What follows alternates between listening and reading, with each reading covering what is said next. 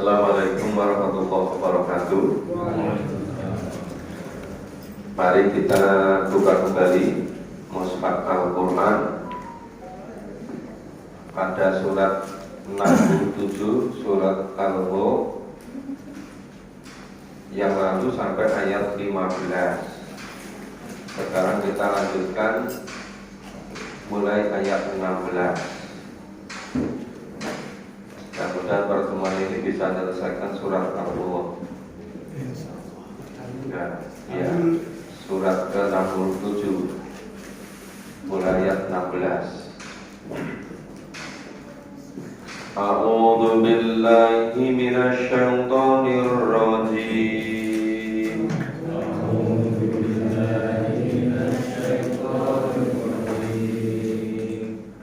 Bismillahirrahmanirrahim.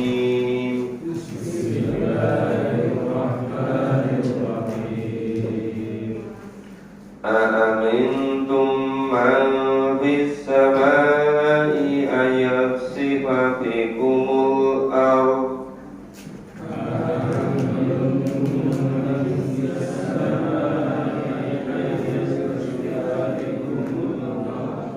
fa idza hiya tamur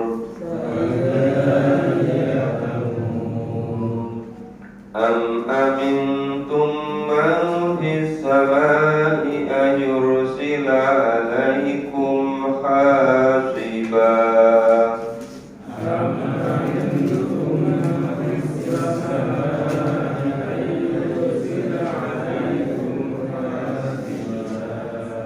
fasata'lamuna kaifa nadhir.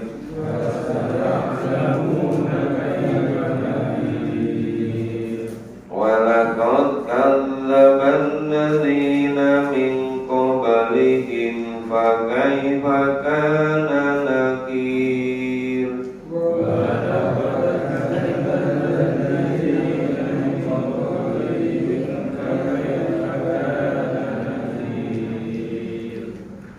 Awalam yarau ila at-tayri fawqahum safatin wa yaqbin.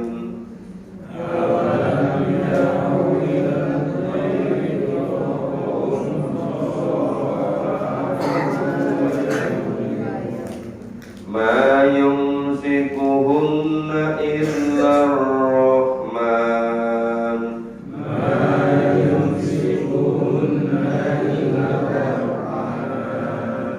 Innahu bikulli syai'in basir.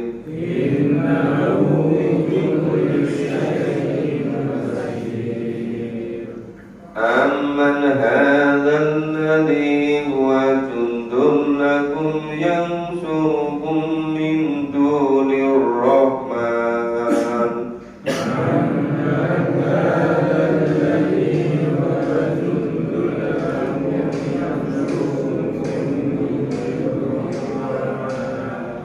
Inil kafiruna illa bi ghurur.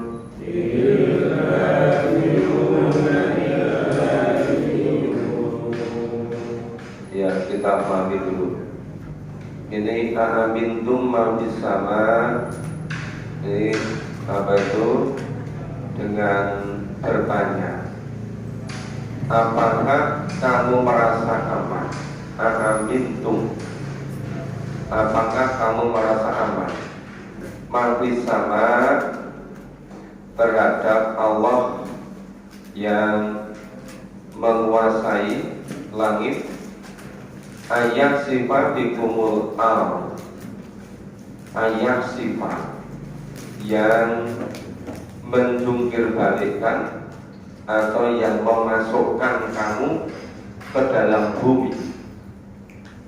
Fa'idah dia tamur, sehingga dengan tiba-tiba bumi itu terguncang. Ini maksudnya apa? Kok tahu-tahu Allah bertanya kepada manusia. Ketika Al-Quran diturunkan, ini bertanyanya kepada orang-orang di Mekah dan sekitarnya. Karena surat Al-Mulk ini turun ketika masih berada Mekah. Pertanyaannya, apakah kamu merasa aman terhadap Allah yang maha memiliki atau bertempat di langit? Hanya sifat Quran yang menjungkir balikkan bumi, ya. Fa'idannya tanur, sehingga dengan tiba-tiba, dengan serta-merta itu bumi tanur diguncang.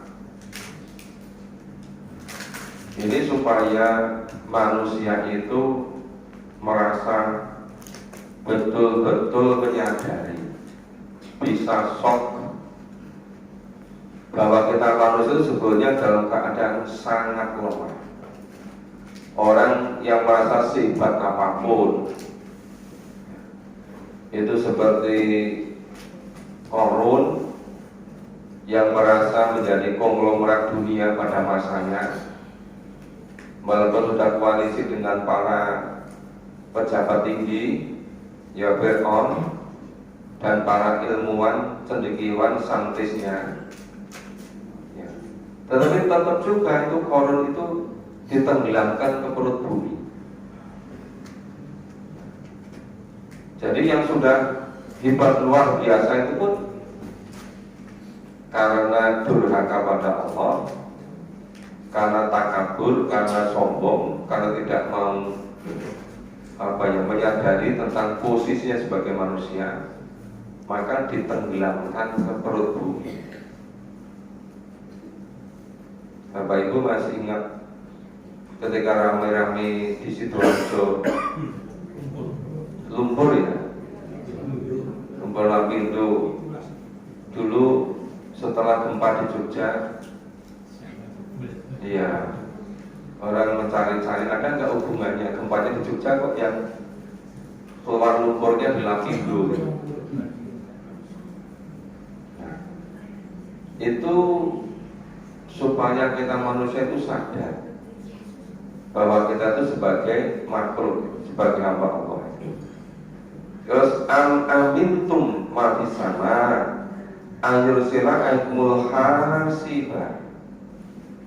Nah, atau apakah kamu itu merasa aman dari Allah yang maha menguasai langit? Ayursila alaikum hasiba, Allah yang mengirimkan badai, hujan batu. Katanya sekarang beberapa daerah mulai hujan es. Magelang, Sragen, Jawa Barat ada juga. Iya, hujan es. Waktu kecil dulu kalau ada jualan es keliling itu senang beli. Sekarang nggak usah beli, esnya sudah turun dari langit. Es itu kalau di negara yang 4 musim, namanya musim dingin, itu bisa semuanya tertutup oleh es. Tapi yang di musim panas itu, yang di daerah tropis itu kalau ada es merasa sangat berharga kan esnya. Padahal yang di daerah-daerah kutub yang musim dingin itu sampai bingung ngatasi es itu. Ya. Nah di sini itu Allah mengirimkan badai, hujan batu. Ya terjadi pada satu peristiwa ke peristiwa yang lain, termasuk kaum Ad, ya itu juga dihabisi karena durhaka, tidak mengikuti tuntunan Allah. Fasa ta'lamuna kaifa nadir, maka kelak kamu akan mengetahui bagaimana akibat nadir dari peringatan Allah. Jadi ternyata tadi yang namanya bumi ini bisa dijungkir balikkan, bisa tenggelam, bisa menenggelamkan orang, menenggelamkan apa itu suatu perkampungan. ya bisa hujan batu, bisa badai. Nah, itu sebagai peringatan. Fasata'lamuna kaifa nadhir. Ini salah satu cara Allah mendidik manusia supaya betul-betul beriman, supaya betul-betul menyadari tentang posisinya sebagai manusia, supaya ingat bahwa sebenarnya hidup ini ada yang menghidupkan. Walaqad kadzdzabal ladzina min qablihi, dan laqad sungguh-sungguh. La artinya sungguh, untuk makan kot juga sungguh, sampai double laqad. Dan sungguh-sungguh apa? Siapa? Kadzdzabal ladzina min qablihi, orang-orang yang durhaka, yang berdusta sebelum mereka. Mereka siapa? Ketika Quran diturunkan, ya mereka suku-suku Quraisy. Yang suku-suku Quraisy ini dari sukunya dipilih diutus seorang nabi, tapi tidak merasa bangga, tidak merasa bahagia. Seharusnya kalau dari sukunya terpilih Allah menjadi nabi, kan mestinya gembira dia, gitu kan? Karena terpilih oleh Allah. Tapi ternyata kok malah mendustakan, ya malah menentang nabi. Kaifa kana nakir. Nah, maka bagaimana akibatnya? Ya, karena kadzdzaba tadi itu betapa besar kemurkaanku. Jadi nakir beri Allah, beri kemurkaan Allah. Karena orang-orang sama mendustakan, itu betapa besar atau alangkah hebatnya kemurkaan Allah itu.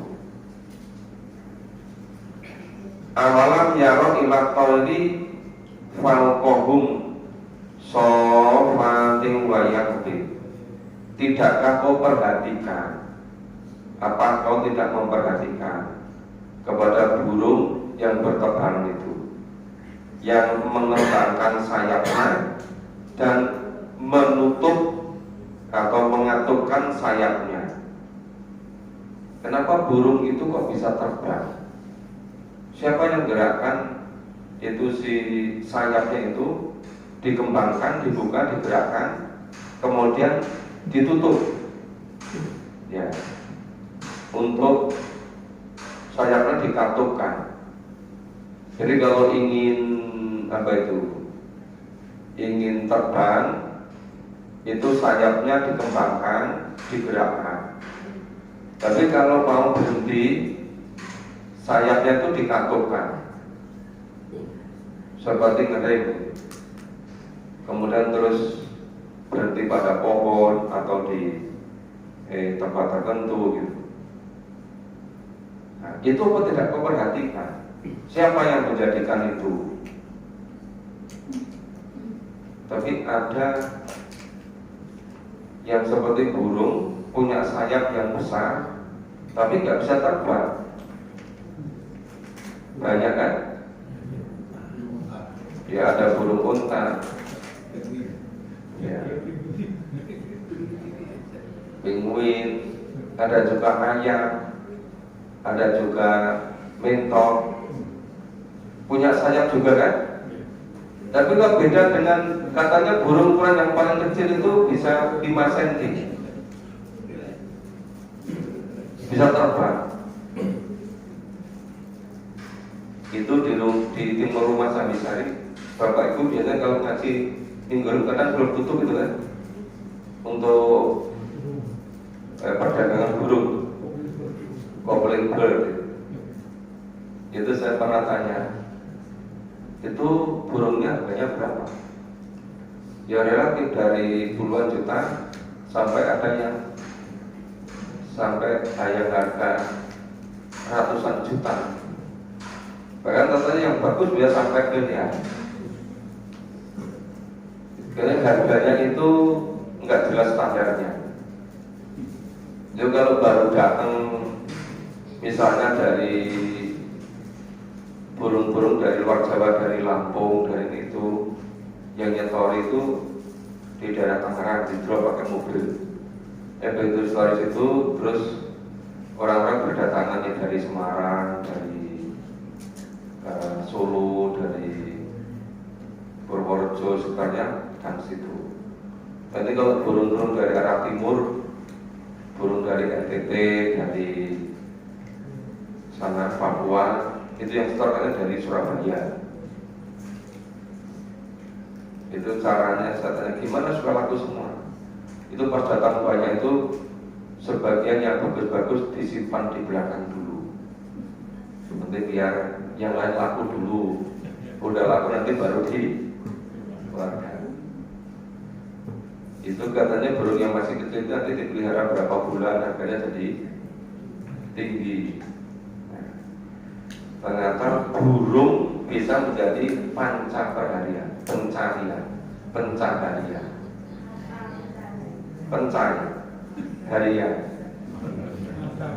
mata pencarian, pakai mata. Iya. Jadi sini itu sebetulnya satu yang pokok apa? Maha kuasa Allah itu. Maha kuasa Allah kenapa ada burung yang ketika sayapnya dikembangkan, ketika sayap dikatupkan, kok bisa terbang, bisa berhenti gitu.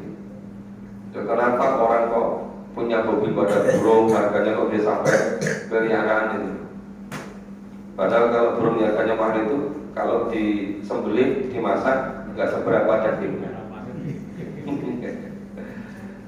Bayum sikuhunna ilah rahman. Nah, itu tidak ada yang menahannya. Yumsiku, mayumsikuhunna, tidak ada yang bisa menahannya. Ilah rahman. Rahman itu nama lain dari Allah, Asmaul Husna. Kecuali zat yang maha pemurah, yaitu Allah. Innahu bikulli syai'in basir.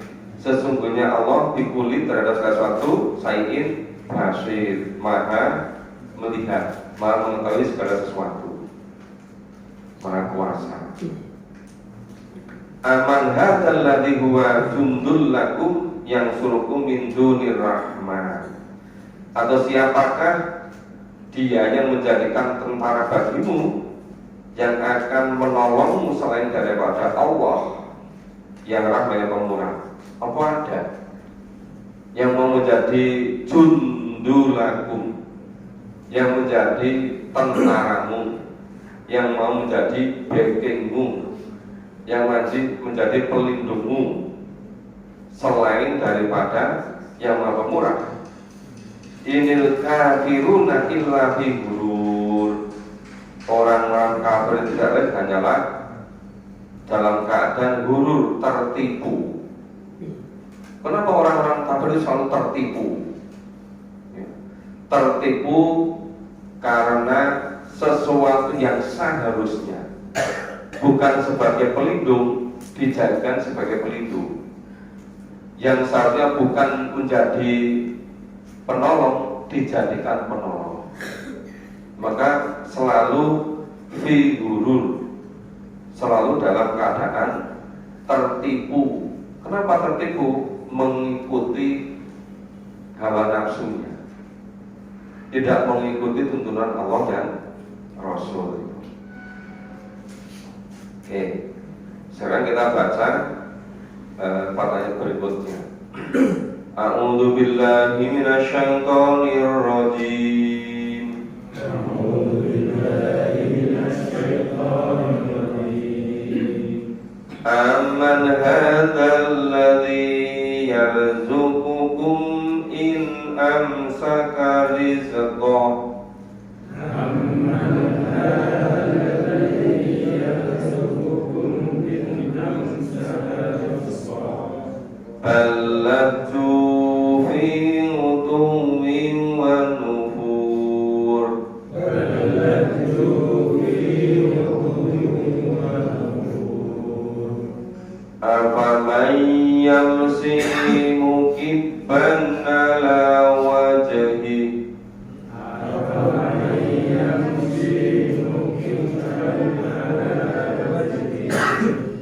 Ahda'an man yamsi sawiyan ala siratim mustaqim.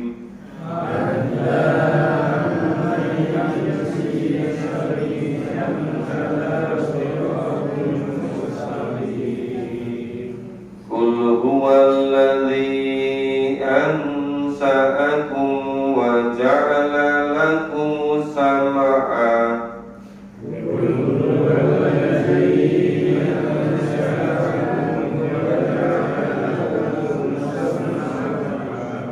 wa ja'ala lakum sam'a wal absara wal af'idah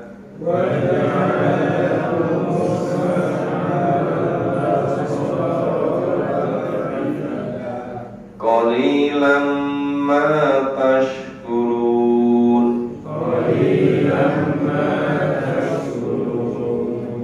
Qul huwallazi dzara'akum fil ardi wa ilaihi tuhsarun.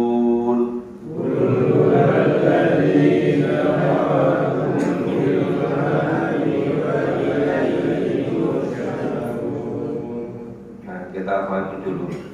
Aman hadzal ladzi yarzuqukum in amsaka rizqah. Atau siapakah dia ini yang memberikanmu rezeki jika Allah menahan rezekimu? Apa ada yang bisa memberi rezeki selain Allah jika Allah menahannya? Ya tentu tidak ada, karena Ar-Razzaq itu Allah. Balaju bimutuwi wa nufur. Sebenarnya mereka terus menerus dalam kesombongan dan selalu menjauhkan diri. Menjauhkan diri dari apa? Menjauhkan diri dari tuntunan Allah. Jadi laju terus menerus bimutu, ya, terus menerus itu dalam sombong, wanufur, dan menjauhkan diri. Ya, saatnya selalu dalam kesesatan. Kemudian apabila yamsi mukiban ngelawati, maka apakah orang yang berjalan yamsi berjalan mukiban ngelawati? Mukiban ngelawati itu mukiban terbalik. Jadi kepalanya di bawah. Orang berjalan kepala di bawah itu gimana?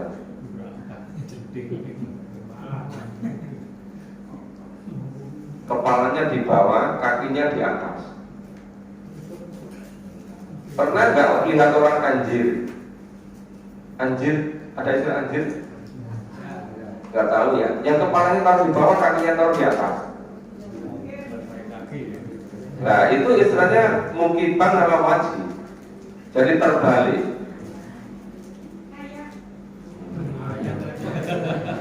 Kayang.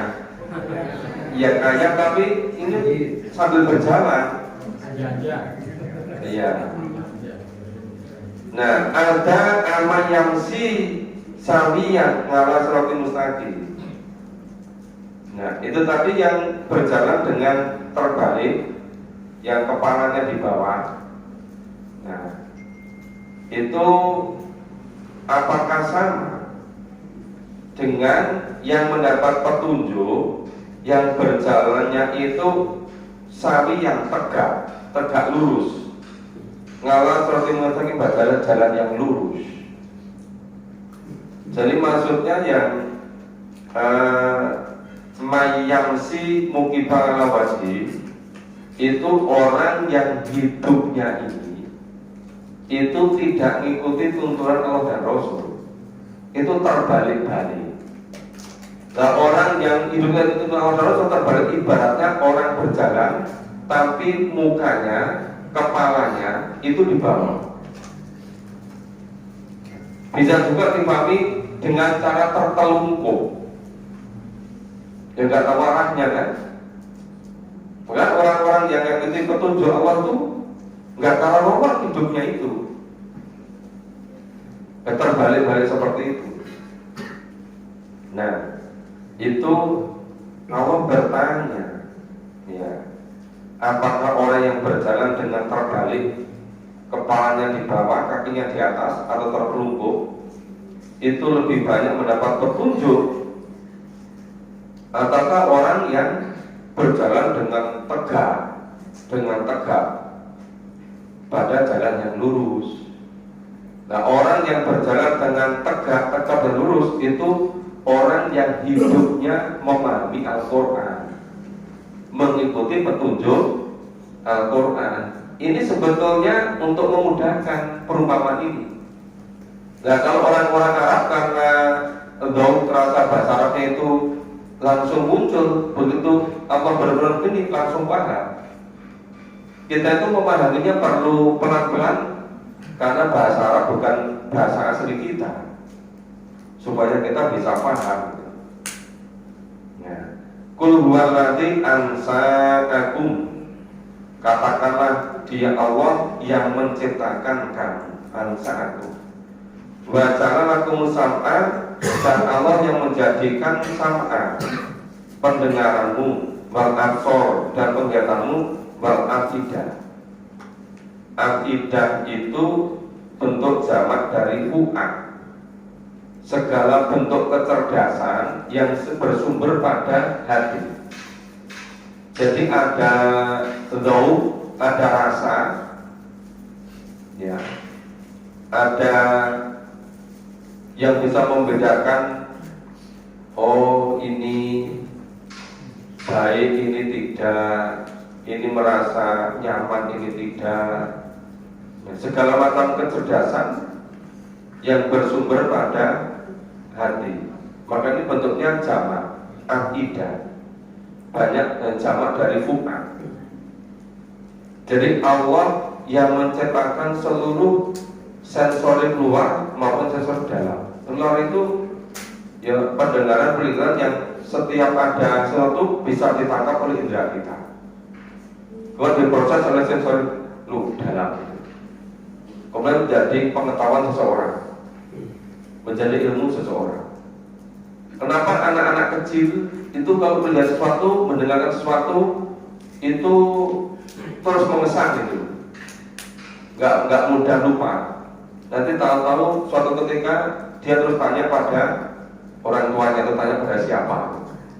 Kadang orang tuanya terhirang-hirang, kok dia masih ingat gitu, padahal orang tuanya sudah lupa. Itu karena setelah ditangkap oleh indera luar, sensori luar, itu diproses oleh indera dalam, oleh fungsi-fungsi dari serabut otak. Jadi ini Allah semata-mata yang menciptakan kamu, yang menjadikan pendengaranmu, penglihatanmu, dan hatimu. Qalilan ma tashkurun, tetapi mengapa sangat sedikit yang bersyukur? Qalilan ma tashkurun, kenapa kok sedikit sekali yang bersyukur? Padahal sebelum bisa menggunakan pendengaran, Allah sudah menciptakan pendengaran pada kita. Sebelum kita bisa melihat, Allah sudah menciptakan seluruh instrumen penglihatan. Sebelum kita bisa menggunakan qalbun, hati, ya fu'ad, Allah sudah menciptakannya. Segala macam fungsi-fungsi serabut otak disebut dengan neuron. Nah, neurologi itu ilmu yang bahas tentang fungsi-fungsi serabut. Tapi anehnya, qalilan ma tashkurun, kenapa sangat sedikit yang bersyukur itu? Qul waladzi dzara'akum fil ardi wa ila tuhsyarun.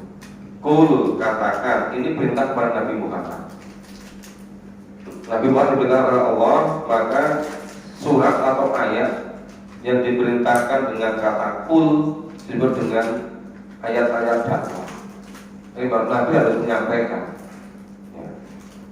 Huwaladzi dzara'akum fil ardh. Dia Allah yang menjadikan kamu berkembang di bumi.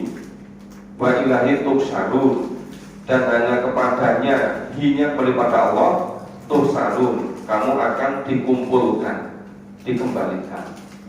Jadi manusia semuanya Allah yang menciptakan, Allah menciptakan seluruh yang ada pada kita, dan kita berkembang di muka bumi ini, ya, jadi bermeriak-meriak orang ini. Kemudian semuanya nanti dikumpulkan kepada Allah. Tidak ada yang kelewatan. Walaupun orang-orang kafir itu ketika di akhirat menyesal sekali, lebih baik jadi tanah, ada lebih ingin jadi seperti hewan, binatang, gak usah jawaban.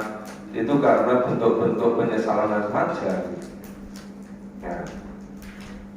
Sebelum dilanjutkan, mungkin ada yang bertanya. Kalau ada yang bertanya, silakan. Ya, tidak terlalu monoton. Monggo Pak Haji.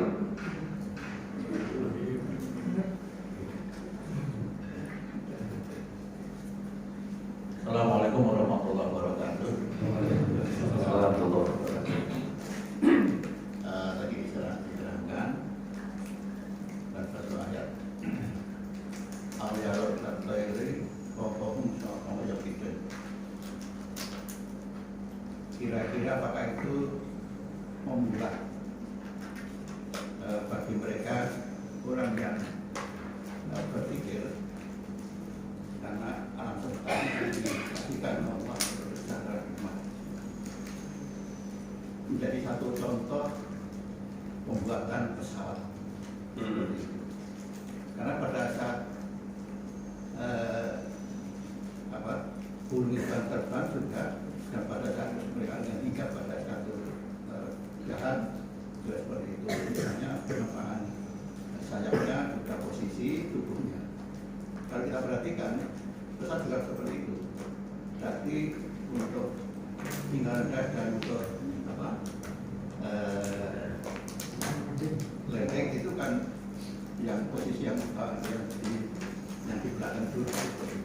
Karena itu seperti itu pada saat yang terbang dan tidak akan hingga pada satu rantai seperti itu. Kira-kira apa itu menimbulkan itu juga? Ya, Al-Quran itu digambarkan seperti tambang. Nah, tambang itu tergantung kecanggihan siapa yang nambang, tergantung alat yang digunakan, tergantung metode yang diterapkan. Kalau Al-Quran dipahami oleh orang biasa-biasa, ya paham biasa-biasa. Tapi kalau ayat-ayat tertentu dipahami oleh saintis yang bidangnya, itu menjadi rambu-rambu, menjadi petunjuk, menjadi inspirasi untuk mengembangkan sains teknologi. Maka sebetulnya teknologi pesawat terbang itu sudah ada prototipenya zaman kejayaan Islam. Cuma ya peninggalan dari kemajuan sains teknologi umat Islam itu dikembangkan lebih lanjut oleh para saintis dari Eropa. Nah, karena dulu ya Islam itu di Eropa hampir 800 tahun. Ya cuma orang-orang Eropa, orang Spanyol dulu beragama Islam. Nah, kemudian terus Islam hilang di sana. Tapi sains teknologinya itu terus dikembangkan. Jadi ini kalau di surah Al-Mulk tadi itu inspirasi untuk pesawat terbang. Tapi surat ayat yang lain itu juga banyak memberikan inspirasi, termasuk teknologi persenjataan, kemudian teknologi untuk yang terkait dengan ilmu kedokteran juga, ilmu falak juga, ilmu astronomi juga. Makanya kenapa dulu zaman Islam itu seluruh saintis, seluruh ilmuwan itu, ulama itu itu berangkatnya dari Al-Quran dulu. Jadi yang pokok itu Al-Quran dipahami dulu secara tuntas, baru nanti dapat inspirasi dari Al-Quran. Makanya berkali-kali sampaikan, kalau misalnya akan melahirkan ilmuwan-ilmuwan muslim, misalnya dari kecil-kecil usia 6 tahun, 7 tahun sampai 10 tahun, itu yang pokok memahami Quran dulu. Bukan sekedar dihafal loh, dipahami. Tapi kalau sekedar dibaca dihafal, itu tidak bisa memberikan pemahaman, tidak bisa menginspirasi. Nah sekarang kelemahannya itu Quran hanya dibaca dan dihafal, tidak dipahami. Padahal yang bisa menginspirasi, yang bisa memberikan petunjuk, yang bisa jadi pedoman, itu karena dipahami. Itu ada ilmuwan muslim tadi yang mengatakan Al-Quran itu seperti tambang. Dulu B.J. Habibie itu pernah atau cukup lama belajar di barat. Dulu sering kan jauh-jauh itu kasih contoh misalnya tambang biji besi. Nah, biji besi itu misalnya 5 kilo, itu kalau dibikin linggis satu biji kan, satu linggis yang bobotnya 5 kilo itu harganya berapa? Ada 200.000, nggak sampai 100 ya, 120 mungkin ya gitu. Tapi kalau nanti dibikin agak bagus, agak tipis, dibikin cangkul, mungkin yang 5 kilo biji besi, mungkin yang semua kalau dibikin linggis itu harganya 100, mungkin bisa jadi 250 dengan biji besi yang sama, yang 5 kilo tadi. Nah, tapi nanti kalau teknologi misalnya agak canggih sedikit, yang 5 kilo tadi dibikin arit, dibikin pisau yang kecil-kecil, yang tajam, harganya lebih mahal, dan bahan bakarnya, besinya cuma sedikit. Mungkin bisa total nanti bisa laku 500.000, 1 juta.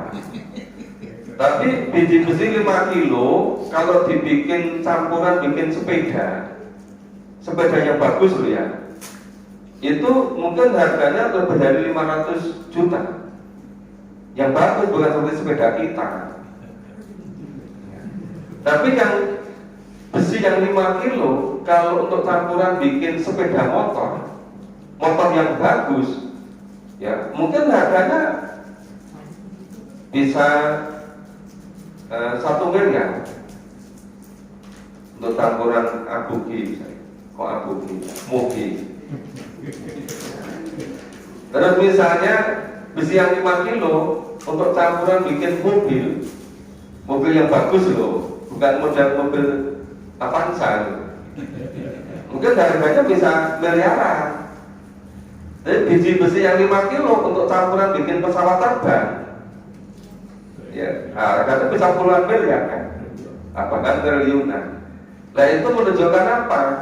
Penggunaan namanya tambang, namanya besi, itu tergantung kemampuan ilmuwannya.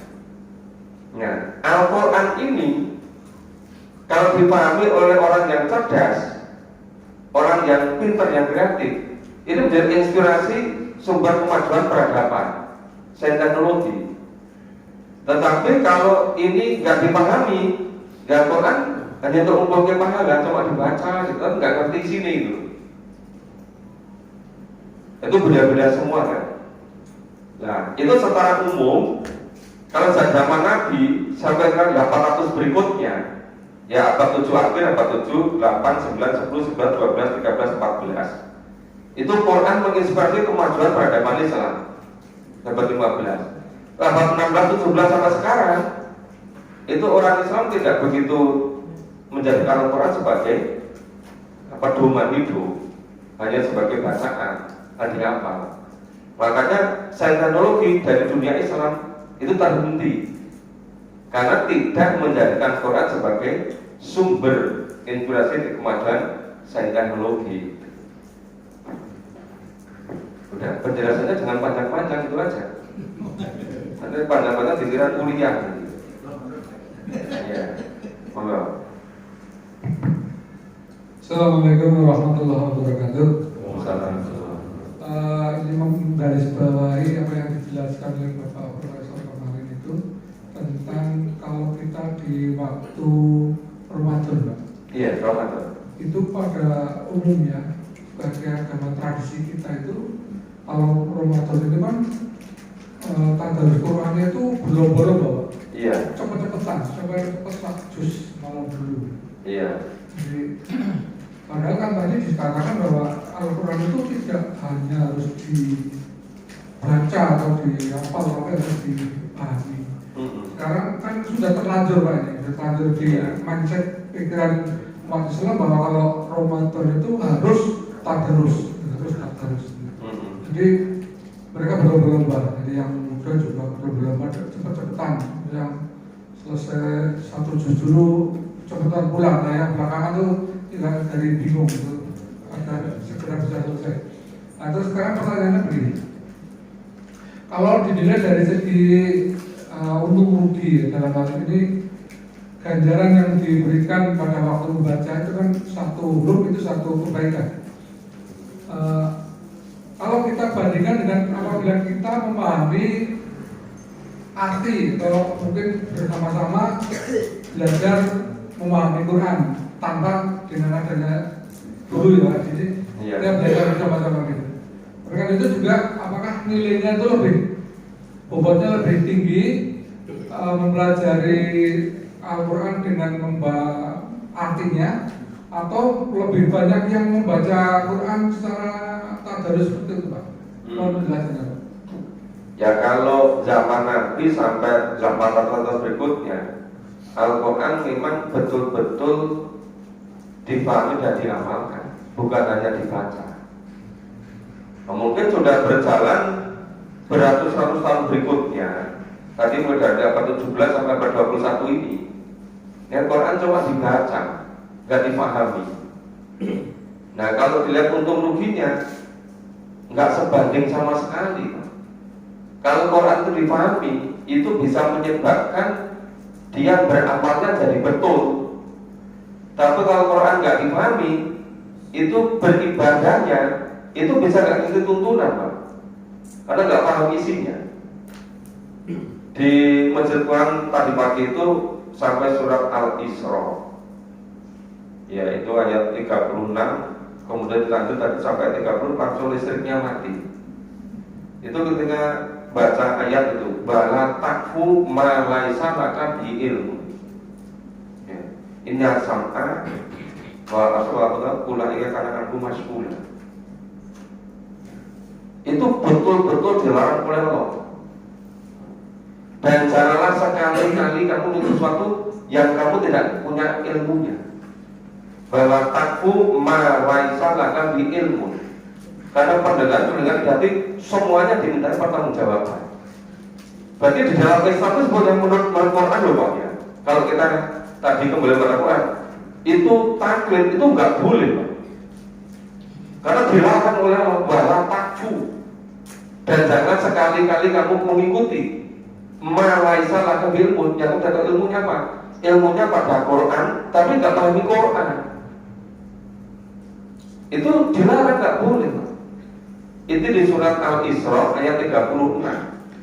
Pas kebetulan tadi pagi di masjid sana itu sampai itu di situ. Nah makanya kalau Quran dipahami isinya, itu bisa menjadikan memulihkan akidahnya, keimanannya, bisa menyebabkan ke surga. Tapi kalau Quran tidak dipahami isinya, nggak bisa memperbaiki, nggak bisa menjadikan akidahnya. Ya hanya turun-temurun seperti itu. Padahal dari tadi sudah beratus-ratus tahun turun-temurun seperti itu yang tidak memahami Al-Quran.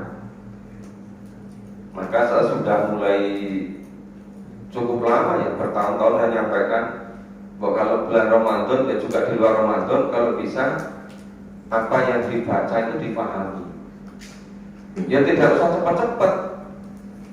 Itu kalau kita nggak cepat-cepat membaca sehari 30 menit tiap hari loh Pak, kira-kira 2 tahun, 2 tahun bisa paham Quran. Kalau sehari 30 menit saja dari 24 jam, 24 jam bagi 2, 48 kali. Ini cuma digunakan sekali 30 menit. Insya Allah bisa paham kalau betul-betul berusaha memahami. Nah sekarang apalagi muncul model HP digital online itu kan, bagi-bagi baca Quran terus sehari khatam, berapa jam khatam, tapi nggak diketahui isinya apa. Nggak, padahal Al-Quran itu diwahyukan itu sebagai pedoman hidup. Ya tadi malam di pengajian saya kami sampaikan secara sedikit, ya kan? Hada basoirul linnas. Al-Quran ini pedoman hidup bagimu manusia. Huda warahmah liqaumin yuqinun, sebagai petunjuk berama bagi orang-orang yang yakin. Nah kalau Al-Quran itu basoirul linnas, pedoman hidup. Nah kalau nggak paham isinya, kamu bisa jadikan pedoman. Ini ada pedoman petunjuk cara setir mobil. Nah, pedoman itu dibaca dihafalkan terus Pak, tapi nggak ngerti isinya gitu. Ya nggak langsung dari mobil Pak, yang dari mobil nabrak apa Pak? Itu Quran diturunkan juga kan bukan sekedar dibaca. Padahal kalau kata tadarus itu dari kata darosa. Darosa itu artinya sebenarnya membaca dengan mendalami. Cuma seringkali bahasa Arab yang maknanya sangat mendalam, setelah di Indonesia kan kok jadi hilang rohnya, jadi hilang spiritnya. Misalnya tadarus itu kan mendalami Al-Quran Pak Sergi, tapi kalau dibaca kok itu loh, kan biasa ngerti isinya.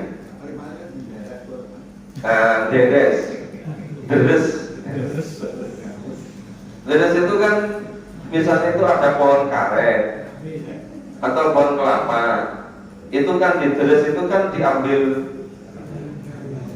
airnya itu kan.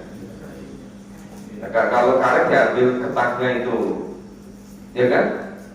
Kambil tapi apa itu bisa dibikin gula kan, bisa dibikin macam-macam. Itu diambil intisarinya kan. Nah ini kalau cuma dibaca kan nggak tahu intisarinya. Oke, jadi seperti itu. Kita selesaikan dulu sampai akhir ayat ke-30 tadi. A'udzu billahi minasyaitonir rajim.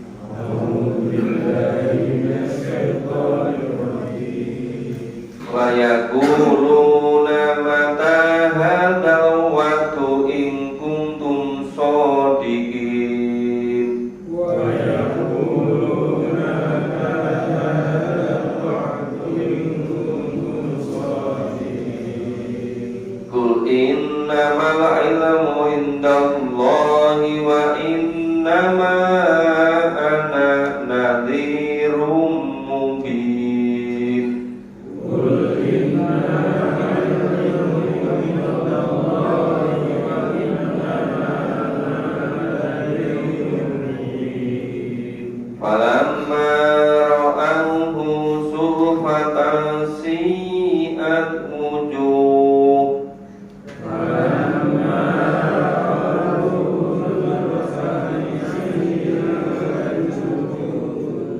الذين كفروا وقيل هذا الذي كنتم به تدعون الذين كفروا وقيل هذا الذي كنتم به تدعون قل أرأيتم إن أهلكني الله ومن معي أو رحمنا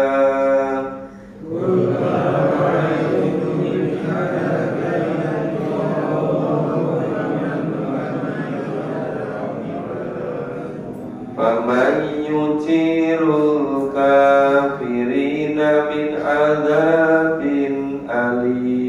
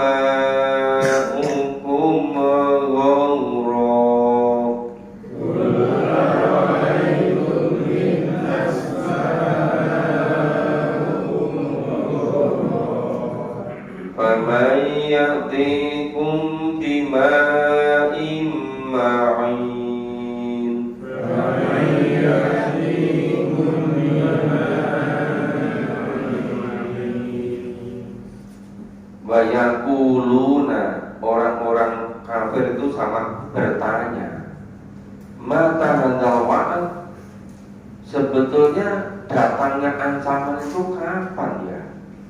In kuntum shodiqin, jika kamu adalah orang yang benar. Orang-orang kafir itu malah nantang. Datangnya ancaman itu kapan? Coba dijelaskan jika orang yang benar. Nah, kul innamal ilmu indallah. Nabi diperintahkan Allah katakan baik Nabi, innamal ilmu indallah. Sesungguhnya ilmu tentang hari kiamat itu hanya pada sisi Allah. Wa innama ana nadhirun mubin. Dan sesungguhnya aku Nabi Muhammad itu hanyalah seorang memberi peringatan dan mubin yang jelas.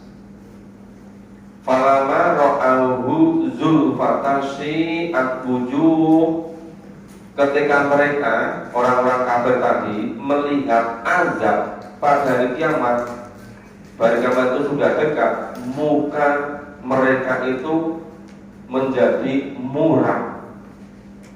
Ya, si at-wujuh, wajahnya menjadi muram, menjadi sedih luar biasa. Ya, alladzina kafaru qila hadzal ladzi kuntum tad'un. Dikatakan kepada orang-orang kafir tadi, inilah azab yang dahulu kamu selalu memintanya, yang kamu selalu bertanya-tanya kapan datangnya di kiamat. Begitu datang hari kiamat, mereka langsung muram mukanya. Qul ara'aytum in ahlakani Allah, katakanlah, terangkanlah kepadaku jika Allah mematikan aku. Ya, ahlakani Allah, Allah mematikan aku bersama dengan dan orang-orang yang bersama dengan aku atau beri rahmat kepadaku. Ya, waman ma'iyya au rohimana, ya, mematikan atau beri rahmat kepadaku, maka kami akan masuk surga. Tetapi siapakah yang dapat melindungi orang-orang yang kafir dari sisa yang pedih? Maka faman yujirul kafirin min adzabin alim. Jadi kalau Allah yang melindungi, Allah nanti yang beri rahmat, karena iman dalam Rasulnya akan masuk surga. Kalau orang-orang kafir itu tidak ada yang bisa melindungi, tidak ada yang bisa memberi rahmat. Maka faman yujirul kafirina min adzabin alim.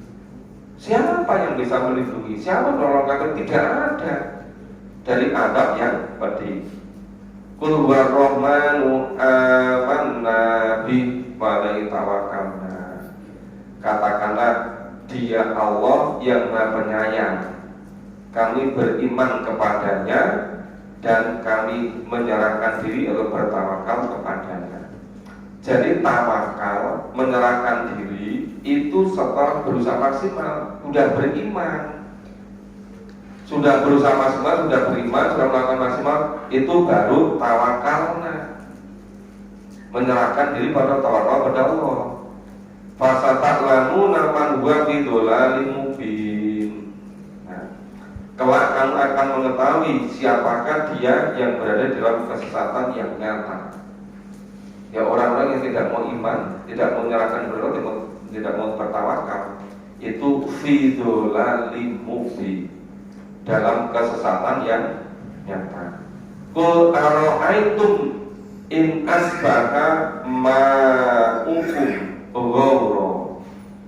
Ya, katakanlah, qul, katakanlah, terangkanlah kepadaku jika sumber air kamu itu menjadi kering. Ya. Jadi kalau sumber air kamu itu menjadi kering, nah, faman ya'tikum bima'in, maka siapakah yang akan mendatangkan sumber mata air itu hidup lagi, mengalir lagi? Ya, tidak ada. Dan sumber air itu hanya Allah yang menghidupkan.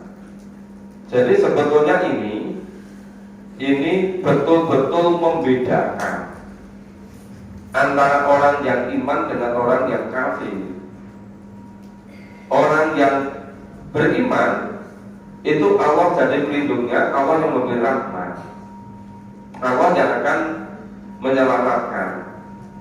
Tapi kalau orang-orang kufur, orang-orang yang ingkar, itu tidak ada yang bisa membantu, tidak yang bisa menolong, tidak ada yang bisa menyelamatkan. Ya. Maka sampai digambarkan itu saatnya sumber mata air itu kering. Siapa yang bisa menghidupkan kembali? Itu maksudnya yang bisa itu hanya Allah. Allah yang maha memberi rezeki, Allah yang maha kuasa. Jadi surat Al-Mulk bagian akhir ini sebetulnya itu memberikan pendidikan betapa pentingnya iman kepada Allah. Allah maha kuasa. Jadi manusia itu sudah dikasih semuanya, seluruh kebutuhannya, seluruh indrana, seluruh lengkap dikatakan, tapi tetap kufur, tetap ingkar. Yang mau beriman hanya sedikit, kebanyakan manusia tetap ingkar. Maka dijelaskan berikutnya beruntun itu sampai relatif detail seperti itu. Yaitu saya kira Bapak Ibu untuk malam hari ini sudah selesai surat ke 67 surat Al-Mulk. Insya Allah minggu depan kita lanjutkan surat berikutnya, surat Al-Qalam. Surat Qalam ini ayatnya pendek-pendek, bisa lebih cepat. Ya, ada yang bertanya silakan Pak Guru.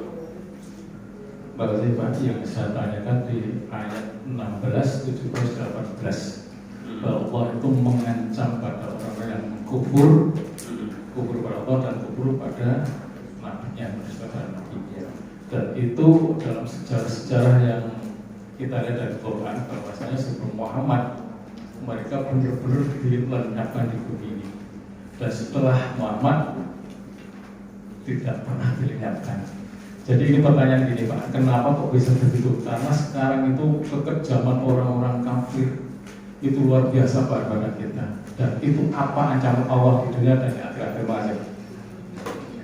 Kalau sebelum zaman Nabi Muhammad, kekejaman orang-orang kafir itu yang dibunuh itu sampai nabi-nabinya, sampai rasul-rasulnya yang dibunuh. Tapi setelah Nabi Muhammad nggak ada nabi lagi. Yang dibunuh itu ya para warasatul anbiya, yang disiksa, mungkin dimasukkan penjara gitu kan. Nah, kemudian kalau seperti apa itu nanti balasannya? Balasan itu bisa sebagian kecil itu sudah diberikan kontan di dunia ini. Tapi balasan yang sebenarnya itu nanti mulai menjelang ajal sakaratul maut, kemudian ketika di alam kubur, ketika di yaumil ba'ats, yaumil mizan, yang selama-lamanya di akhirat di neraka. Itu beruntun terus begitu. Jadi mungkin kufurnya di dunia itu hanya 70 tahun, 80 tahun, tapi akibat dari kekufurannya itu tak tinggal lamanya. Karena bisa khalidina fiha, bahkan bisa abada di dalam neraka itu. Maka kenapa dikatakan betul-betul khosirin, betul-betul rugi? Itu karena antara kemaksiatan dengan balasannya sebenarnya tidak sebanding, Pak. Kejahatannya di dunia ini ya paling kalau 70 tahun mungkin hanya 1 jamnya di akhirat kan. Tapi kenapa siksanya sampai selama-lamanya di neraka? Dan demikian juga orang yang iman amal soleh, berbuat baiknya mungkin hanya 70 tahun, 80 tahun, tetapi balasannya itu bisa di surga kholidina fiha abada. Maka alangkah meruginya, alangkah menyesalnya ketika masih hidup di dunia itu tidak mau memahami dan mengamalkan Al-Quran, sehingga mereka itu kufur, ingkar, ya, durhaka, di sini kandik, dusta, mendustakan ayat-ayat Allah. Kenapa? Enggak mau memahami. Ya, secara ringkas seperti itu. Ya. Sudah cukup Bapak Ibu? Sudah cukup ya, karena besok pagi kita lanjut di Masjid Quran. Saya masih ada acara satu lagi malam ini. Nanti mulai jam 9 dan sudah langsung kita mulai untuk perjalanan pulang sama siap-siap. Tapi acaranya online ya. Nanti terbiasa selesai. Makasih semuanya, mudah-mudahan kita betul-betul bisa memahami apa yang kita kaji dalam Al-Quran ini. Walaupun pelan-pelan, dan mudah-mudahan mulai bisa betul-betul membedakan antara orang yang iman dengan orang yang kufur, termasuk tadi akibat-akibatnya besok. Sehingga kalau bisa seberat apapun harus tetap istiqomah, harus tetap secara terus-menerus untuk memahami Al-Quran. Yang bisa membimbing, yang bisa memperbaiki ya Al-Quran. Ya, kalau kita nggak memahami Al-Quran, tidak bisa menjadi baik. Makanya betapa pentingnya kita selalu berusaha untuk memahami Al-Quran. Demikian, semoga bermanfaat. Mohon maaf kalau ada kurang dan salahnya. Assalamualaikum warahmatullahi wabarakatuh. Pagkalan Bapak bilang bahwa itu mengenai ajaran kita untuk bersama sakit aktivis sakit yang melakukan sahabat telepon. Bapak bulan berdoa kita dengan hati coro Purwokerto sampun romapak kita jam 1 sampai kalau pada pungkasan ibu untuk moga kajian dan untuk pengasi dari masa sampai keluarga. Alhamdulillahirabbil alamin. Soal perso berjasa ketika lancarkan kajian wonten takwa moga rampun sahabat dan besar.